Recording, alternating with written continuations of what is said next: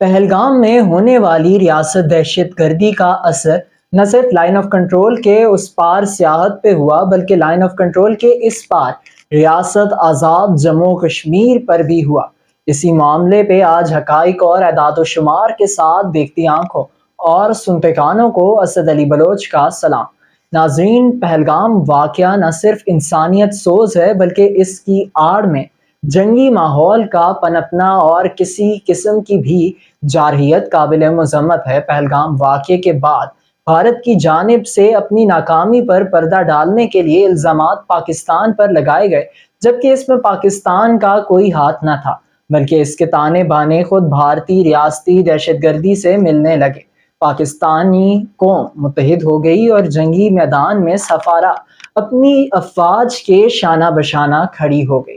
ہم نے social media پر memes کے ذریعے دونوں ریاستوں کے باشندوں کے مابین جنگ کو بطور مذاق پیش کیے جاتے بھی دیکھا، لیکن روزمرہ زندگی کے کئی معاملات ہیں جو اس واقعے کی وجہ سے لائن آف کنٹرول کے دونوں اطراف متاثر ہوئے۔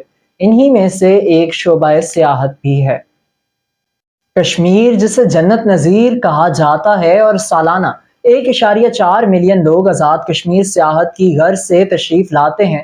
آزاد جموں کشمیر قانون ساز اسمبلی کے اسپیکر نے قانون ساز اسمبلی کے ایک سیشن میں وادی نیلم، جو کہ سیاحوں کے لیے ایک مرکز ہے، میں سیاحوں کے تحفظ کے پیش نظر کہا کہ سیاحوں کی وادی نیلم میں داخلے اور سیاحت پہ وقتی پابندی ہونی چاہیے تاکہ سیاحوں کا تحفظ یقینی بنایا جا سکے، لیکن اس فیصلے سے کئی لوگوں کا روزگار بھی متاثر ہوا۔